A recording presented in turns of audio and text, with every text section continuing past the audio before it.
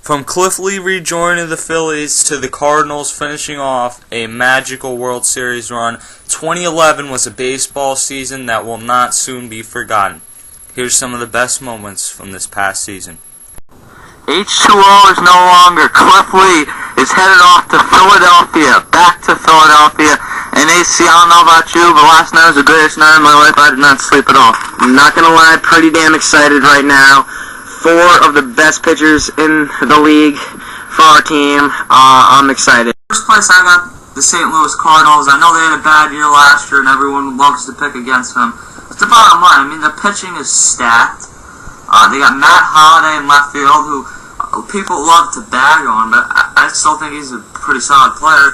Colby Rasmus, one of the most underrated players. If he can get it together with them and stop having problems with Tony La Russa, who a lot of people seem to have problems with, strange enough, I think he can be a tremendous outfielder. He already showed signs of doing so last year.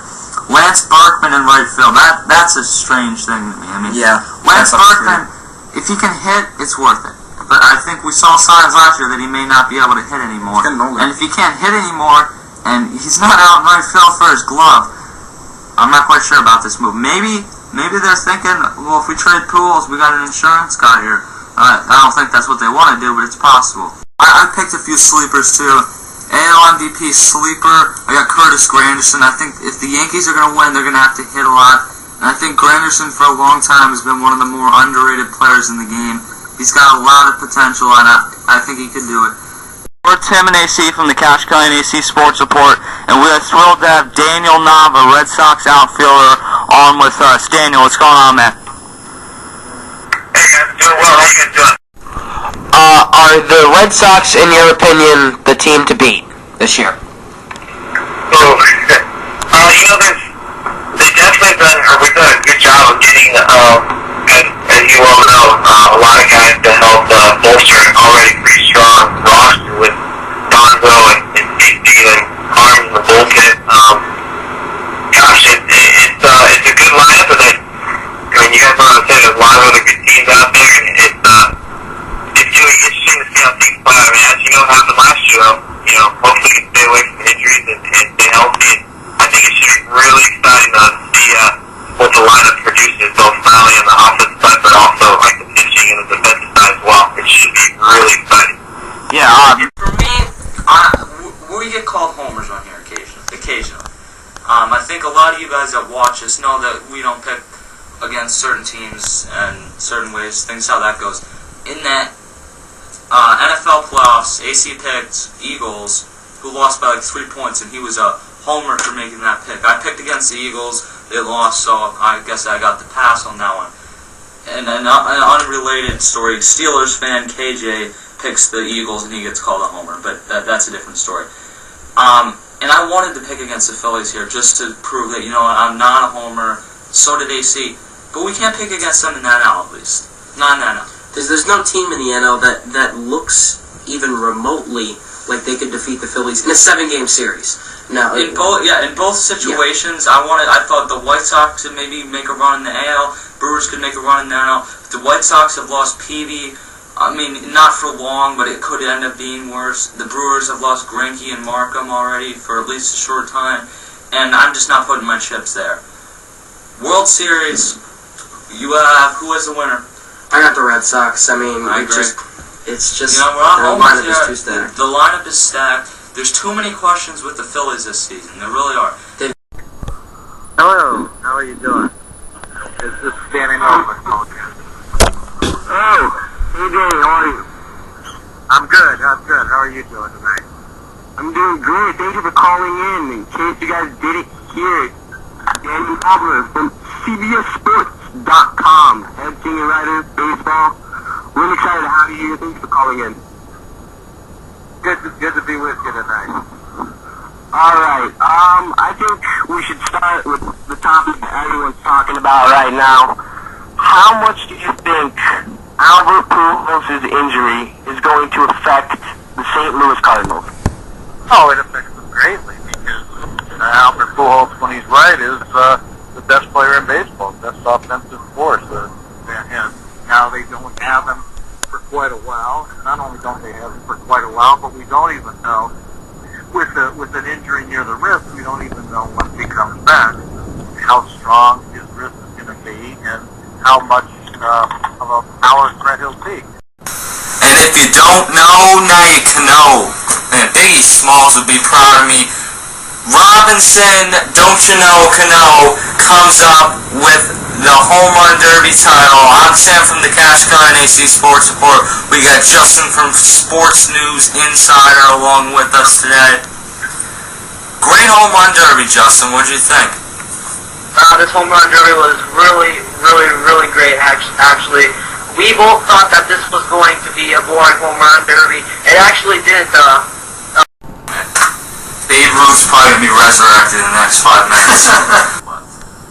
Secondly, Carlos Beltran today, one of the biggest pieces on the market. I said last night on the Blitz Hardcore podcast, the Giants needed to go out and get this guy. Their offense really needed a shot in the arm, and they went out and did it. I thought he was going to end up with the Rangers. That's what a lot of reports were saying. But he ends up with the Giants, and I mean, this is a nice move for the Giants, Justin. Yeah. The pitcher they're actually getting, I don't know exactly what his name is. It's Zach Wheeler. Yeah. Zach Wheeler? Yeah. He's actually been doing really productive down in A-ball right now, and I that's all I pretty much know about this trade right now. I actually came on MLB trade rumors, and all of a sudden it's been pretty much official. Just waiting on Carlos Beltran's thumbs up to go to the Giants. Yeah, and it's official. He's not going to play tonight against the Phillies, so lucky us tonight. But he probably will be in the lineup tomorrow against the 5th ace, Kyle Kendrick. That's not good. That's a stretch. Anyway, but I think it was a great move by them, by the Giants, and I think they needed another bat because their offense has not been as productive as they were last year. That's shown time to time this year.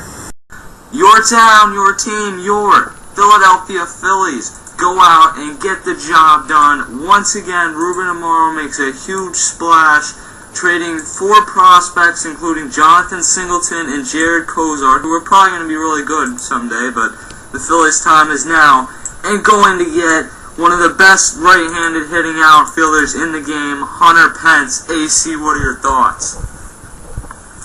Ruben Amaro does what we need to.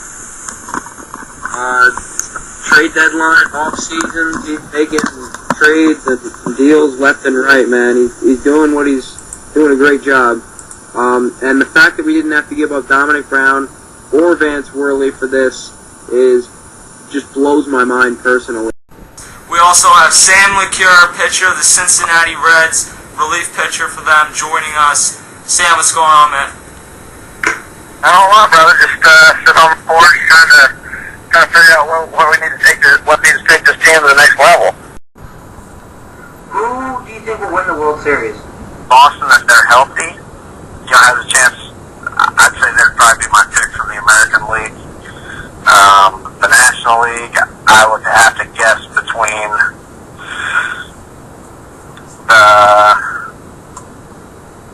the Phillies and the Giants, especially now that the Giants just picked up Beltran. Now, Jim told me last night, my favorite player of all time, hit his 600th home run after hitting his 599th home run in his first at-bat.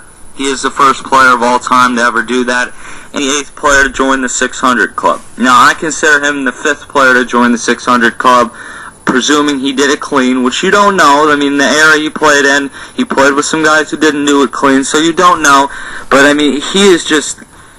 I think everyone wants to think that he did it clean. I hope he did. He's a class act, one of the nicest guys you'll ever meet, and to see him hit this 600th home run, it really makes me happy and proud for Jim Thome. Yo, YouTube, what's up? I'm Sam. We got Justin here and AC, and for me and AC especially, this is a tough night to take. First of all, it's my birthday, my 16th birthday, and this is the news I get. I get that the Phillies lose this game, they play like shit. Roy Halladay struggles in the first inning, and then just had an amazing game, and they lose 1-0. I get the news that, again, Ryan Howard's the last out in the playoffs, and I've defended Ryan Howard a lot, but there is absolutely no way to defend the series that Ryan Howard had. Absolutely none. And that's the bottom line. He choked in the series. but so did Chase Utley at the plate, so did a lot of people on this team. Yo YouTube, what's up? I'm Tim. We got Justin via Skype. He's a Yankees fan, so unfortunately for him, the Yankees just lost in one of the best playoff games I've ever seen. Let's recap this a little bit. First of all, first inning, Delman Young and Don Kelly come through with some big home runs. Tigers ended up tacking a 3 spot on there. They go up 3-0. Then Cano hits a home run. Then in the 7th inning, Benoit walks a running.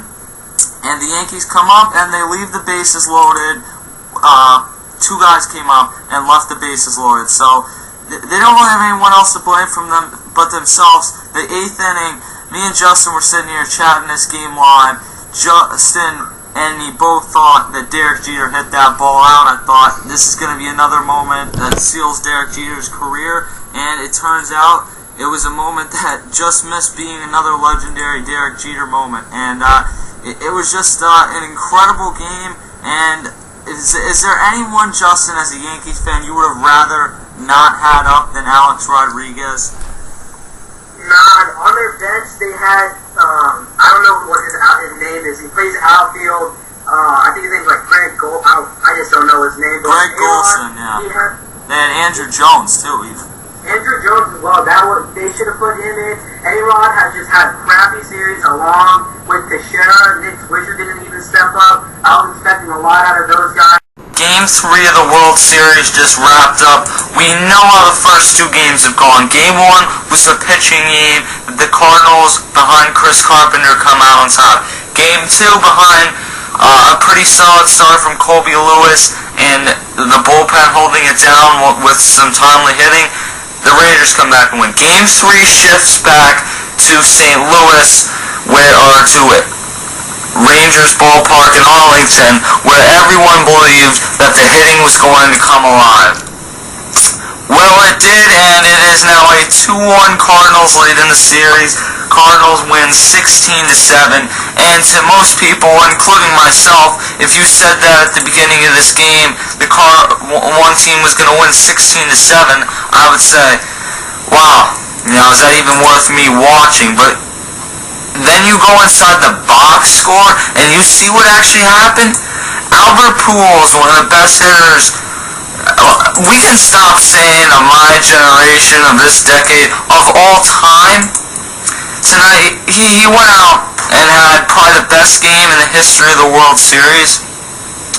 5 for 6, 3 home runs, and I gotta look up how many RBIs he had, but he's tied with, I think, Babe Ruth for the all-time amount of RBIs in a playoff game. This year, maybe it is just the idea of not having 2 teams that everyone was dying to see, but 2 teams that are dying to win. A 4-2 Texas win last night. They take the lead in the series 3-2, heading back for Game 6 and 7 to be played in St. Louis. And that's the one thing that I kind of think, the All-Star game, should that really impact that the final 2 games are in St. Louis? Because it really does matter. Tony La Russa tries to say it doesn't matter. Well, it mattered last night when the Cardinals couldn't phone the right person in out of their bullpen. And many of us, for people to say this is the greatest game ever, I don't know, because of all the errors and everything through the first 8 or 9 innings, it looked like it was an easy win for the Rangers and they were going to win this series. The Cardinals get down by 2. They're down to the last strike in the 9th inning. David Freese ties it. In the 11th inning, or the 10th inning rather, they're down to their last strike. Berkman ties it. And then in the bottom of the 11th, David Freese steps up, and we are going to a Game 7. And the St. Louis Cardinals, the Cardiac Cards, cap an improbable World Series run as they defeat the Texas Rangers 6-2 to win the 2011 World Series. Just exciting baseball, and the Cardinals, finding a way every single game. Just the comeback kids, they came back twice in Game 6 from 2 runs down when they were down to their last strike. They just didn't give up, and it was a a very fun World Series to watch, even though, you know, it wasn't my team personally. You gotta love this World Series as a baseball fan, and congratulations to the Cardinals. The Cardinals, you guys know that they were down last night, and they were a team that will not give up. They were always on top of their game, and going into this game, I felt confident that if they were to do it, they could win this game, and look what happened. They are the World Series champions.